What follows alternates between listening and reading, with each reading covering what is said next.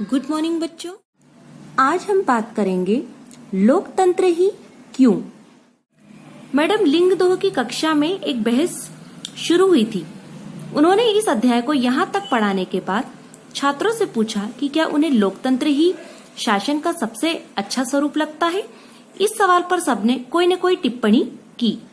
अब यहाँ पर लोकतंत्र के गुणों पर चर्चा शुरू हो गई है। तो चलिए देखते हैं आगे बच्चे क्या बातें कर रहे हैं। यहाँ पर योलांदा नाम की एक स्टूडेंट है जो कहती है हम लोकतांत्रिक देश में रहते हैं, क्योंकि भारत जो है वो एक लोकतांत्रिक देश है। दुनिया भर में सभी जगह लोग लोकतंत्र चाहते हैं। जिन देशों में पहले लोकतांत्रिक शासन प्रणाली नहीं थी वहां भी अब इसे अपनाया जा रहा है। सभी महान लोगों ने लोकतंत्र के बारे में अच्छी अच्छी बातें कही हैं। क्या इतने से ही यह स्पष्ट नहीं हो जाता कि लोकतंत्र सबसे अच्छा है?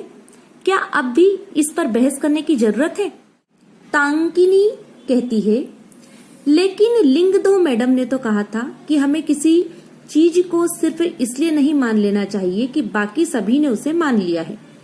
क्या ऐसा नहीं हो सकता कि बाकी सभी लोग गलत रास्ते पर जा रहे हो?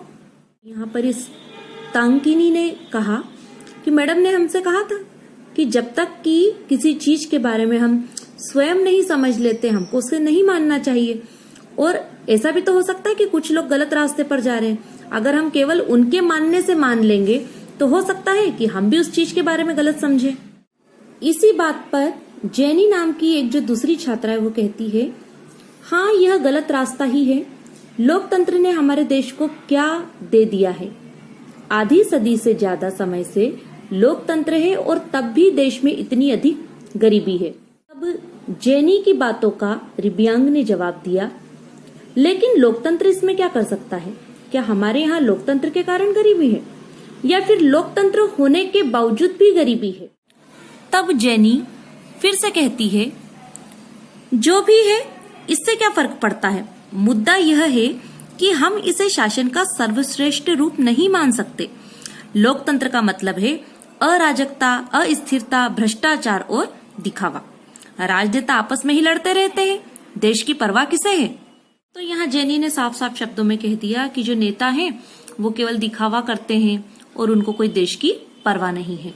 तो जेनी की बातों के बाद पाइमोन कहता है, तो फिर इसकी जगह कौन सी प्रणाली होनी चाहिए? क्या अंग्रेजी हुकूमत वापस लाई जाए?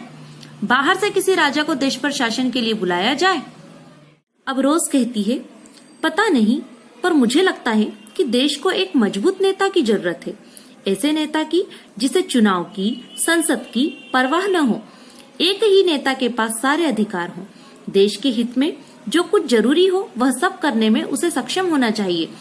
सिर्फ इसी से देश से गरीबी और भ्रष्टाचार खत्म होंगे। ये जो रोज नाम की छात्रा है ये कहती है कि इन सब के बारे में तो मुझे नहीं पता, पर मुझे ऐसा लगता है कि हमारे देश के लिए एक ऐसा मजबूत नेता होना चाहिए।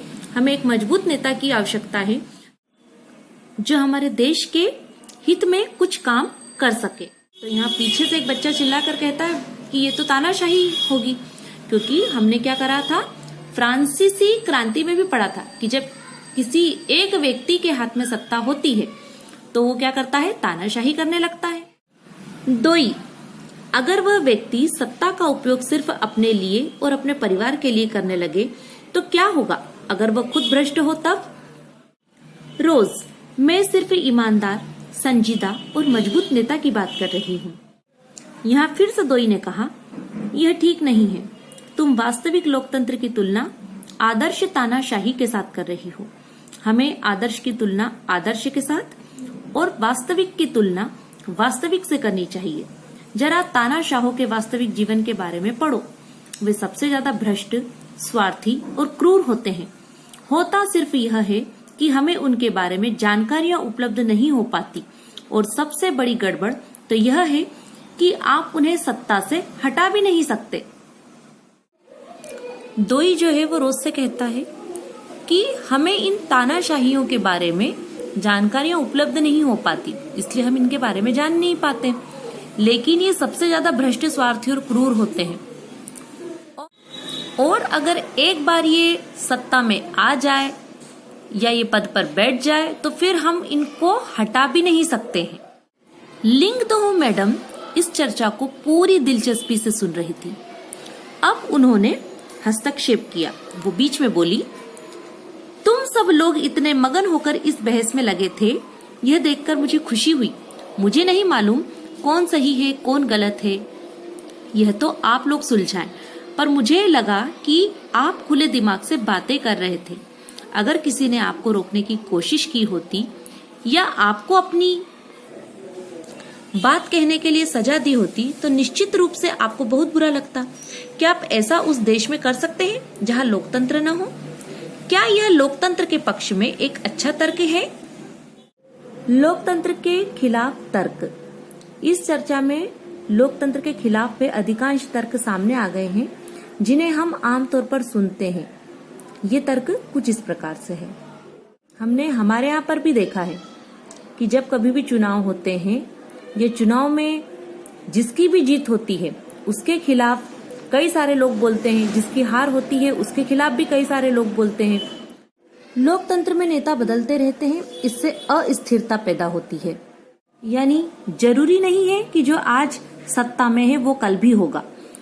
यानी कि नेता आज कोई और है, कल कोई और हो भी सकता है, और इसके कारण जो अस्थिरता पैदा होती है, यानी जो सरकार की नीतियां हैं वो ठीक से लागू भी नहीं हो पाती है। और जब सत्ता में दूसरा नेता आता है तो वो अपने हिसाब से अपनी नीतियों को लागू करता है, तो ऐसे में अस्थिरता पैदा होती है। दूसरा है, लोकतंत्र का मतलब सिर्फ राजनीतिक लड़ाई और सत्ता का खेल है। यहाँ नैतिकता की कोई जगह नहीं है। हम कई बार देखते हैं कि अलग अलग पार्टी के लोग सत्ता में बने रहने के लिए हमेशा लड़ते रहते हैं, किसी भी मुद्दे पर लड़ते रहते हैं और एक दूसरे का विरोध करते रहते हैं, और वो सत्ता में बने रहने के लिए कुछ भी कर जाते हैं। तीसरा तर्क है, लोकतांत्रिक व्यवस्था में इतने सारे लोगों से बहस और चर्चा करनी पड़ती है कि हर फैसले में देरी होती है।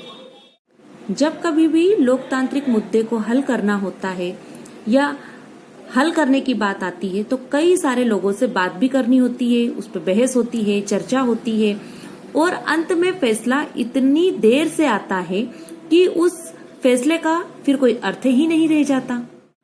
चुने हुए नेताओं को लोगों के हितों का पता ही नहीं होता, इसके चलते खराब फैसले होते हैं। चुनावी पार्टियां कई बार ऐसे लोगों को खड़ा कर देती है जिनकी समाज में छवि तो अच्छी होती है, लेकिन वो जनता से सीधे जुड़ नहीं पाते, उनके बारे में समझ नहीं पाते, और ऐसे में फिर गलत फैसले ले लेते हैं। लोकतंत्र में चुनावी लड़ाई महत्वपूर्ण और खर्चीली होती है, इसलिए इसमें भ्रष्टाचार होता है। हमने देखा है कि जब कभी भी चुनाव आते हैं तो खूब पैसा पानी की तरह बहा दिया जाता है। सत्ता में बने रहने के लिए पार्टियां खूब पैसा, साम दाम दंड भेद का उपयोग करती है और खूब पैसा खर्च करती है। सामान्य लोगों को पता नहीं होता कि उनके लिए क्या चीज अच्छी है और क्या चीज बुरी, इसलिए उन्हें किसी चीज का फैसला नहीं करना चाहिए। ये भी एक महत्वपूर्ण तर्क है। हमने पहले देखा था कि सरकार जो है वो सत्ता में रहने के लिए खूब पैसा खर्च करती है, तो यहाँ लोगों को भी, यानी कि कुछ लोग ऐसे भी होते हैं जो अपने वोट को नोटों में बेच देती है, यानी कि जिनको वोट देना है उनसे पैसे ले लेती है और उनको वोट दे देती है, और उनको वास्तविक रूप से अपने अच्छे और बुरे के बारे में पता ही नहीं होता। तो ये सारे तर्क जो हैं वो हमने लोकतंत्र के खिलाफ पढ़े। और क्या लोकतंत्र के खिलाफ कुछ और भी बातें हैं जो आपके मन में रह गई हैं? इनमें से कौन सा तर्क मुख्य रूप से लोकतंत्र पर ही लागू होता है? इनमें से कौन सा तर्क किसी भी तरह की सरकार द्वारा सत्ता का दुरुपयोग करने के मामले में लागू नहीं होगा? इनमें से किस तर्क से आप सहमत हैं? इस बारे में आपको सोचना है। निश्चित रूप से लोकतंत्र सभी समस्याओं को खत्म करने वाली जादू की छड़ी नहीं है। तो ये बात तो सही है कि कोई ऐसा जादू तो नहीं है कि बस छड़ी घुमाई और सारी समस्याओं का हल हो गया। लोकतंत्र ने हमारे देश में या दुनिया के अन्य हिस्सों में भी गरीबी नहीं मिटाई है। सरकार के स्वरूप के तौर पर लोकतंत्र सिर्फ इसी बुनियादी चीज को देखता है कि लोग अपने बारे में खुद फैसले करें। इससे इस बात की गारंटी नहीं हो जाती कि उनके सभी फैसले अच्छे ही होंगे। लोग गलतियां भी कर सकते हैं, इन फैसलों में लोगों को भागीदार बनाने से फैसलों में देरी होती है। यह भी सही है कि लोकतंत्र में जल्दी जल्दी नेतृत्व परिवर्तन होता है।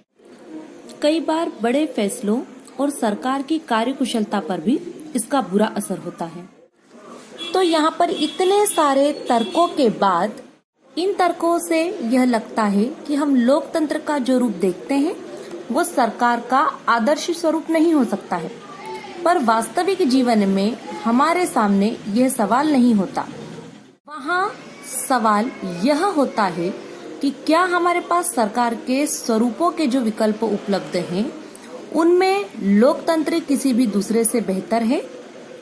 अपने आज के इस वीडियो में हमने लोकतंत्र के गुणों पर चर्चा की। उसके बाद लोकतंत्र के खिलाफ क्या तर्क हो सकते हैं उनको भी हमने समझा।